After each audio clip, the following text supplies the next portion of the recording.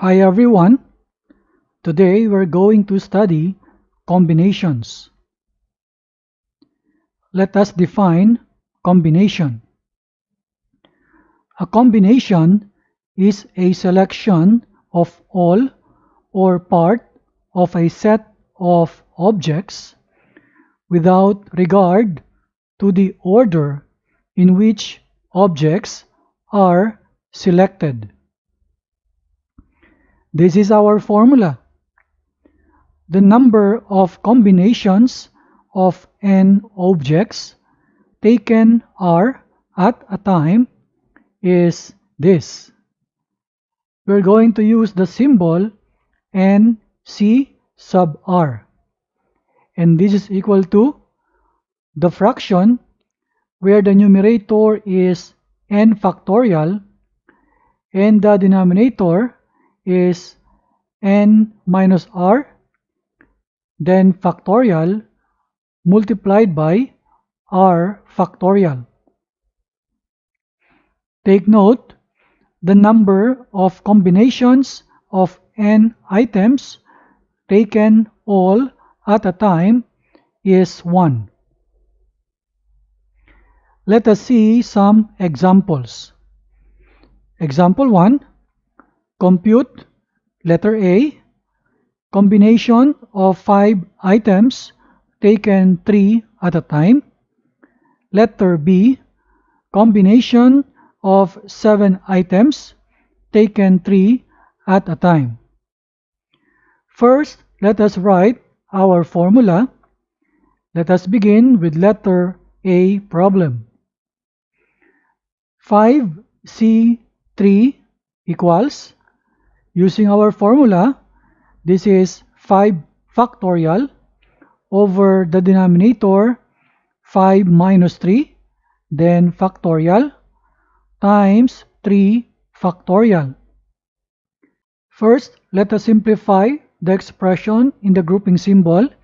The 5 minus 3 becomes 2. And then let us simplify the factorials.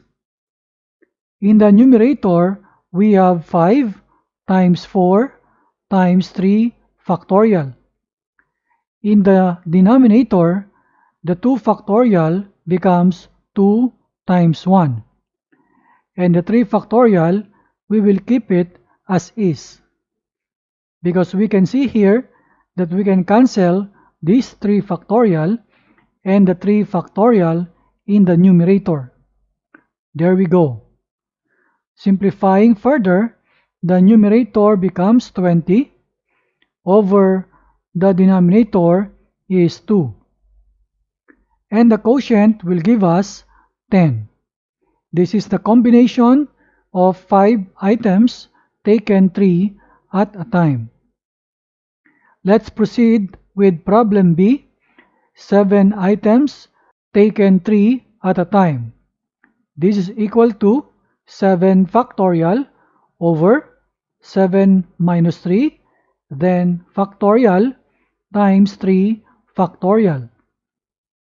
Let us simplify. The 7 minus 3 will give us 4, and then let us simplify the respective factorials. On top, the 7 factorial becomes 7 times 6 times 5 times 4 factorial.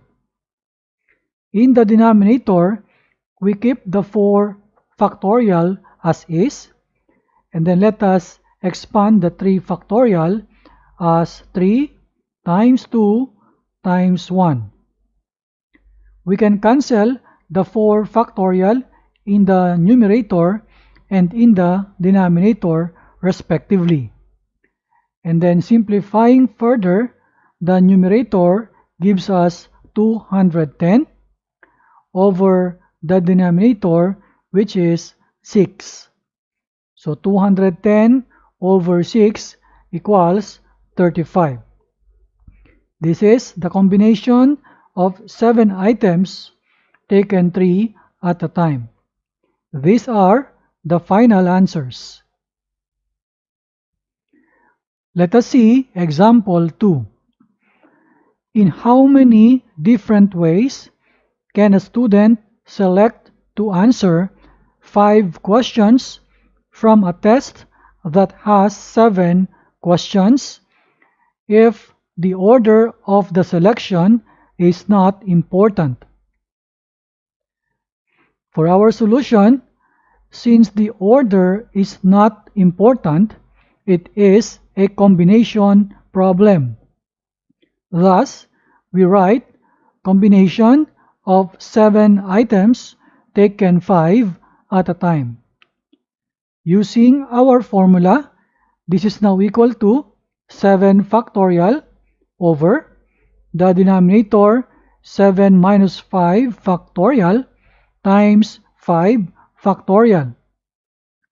Let us simplify the 7 minus 5. This is now 2. And let us now simplify the respective factorials. Our numerator can be written now as 7 times 6 times 5 factorial over the 2 factorial is now expanded into 2 times 1 times the 5 factorial. We will keep it as is because we can cancel the 5 factorial in the numerator and in the denominator. There we go. So in the numerator, we have now 42 over the denominator, which is 2. And the quotient will give us 21. This is our final answer, where 7 items is taken 5 at a time. Let us see example 3. How many line segments can be drawn by connecting any 2 of the 6 points that lie on the circumference of a circle?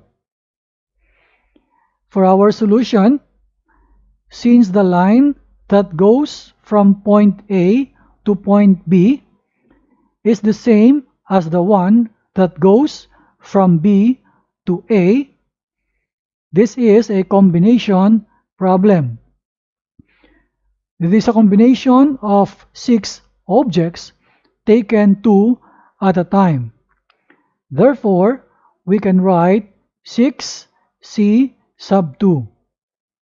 Using our formula, this is now equal to 6 factorial over the denominator 6 minus 2, then factorial, times 2 factorial. Let us simplify first. The 6 minus 2 will give us 4. Then let us now simplify the respective factorials. Our numerator can be written as 6 times 5 times 4 factorial. In our denominator, we will keep the 4 factorial as is. Then let us simplify the 2 factorial into 2 times 1. We can now cancel the 4 factorial in the numerator and in the denominator. So here we go. And in the numerator, we have now 30 over the denominator, which is 2. And the quotient will give us 15.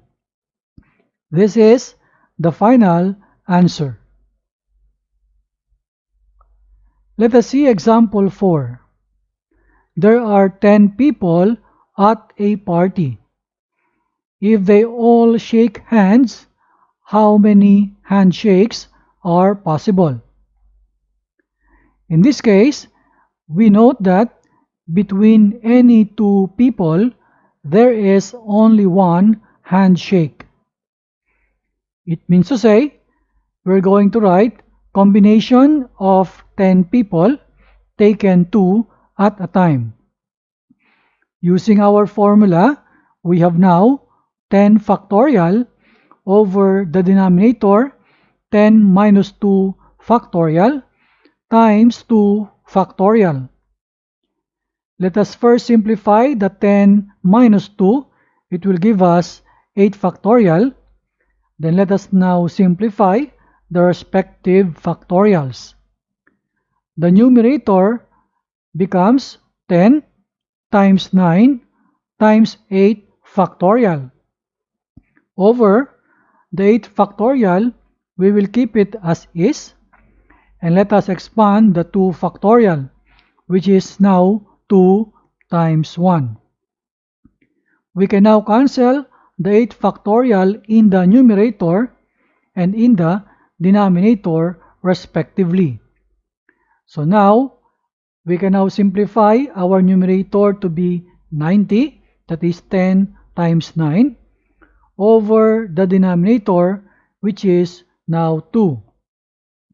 90 divided by 2 is equal to 45. So it means there are 45 possible handshakes in a party of 10 people. This is our final answer.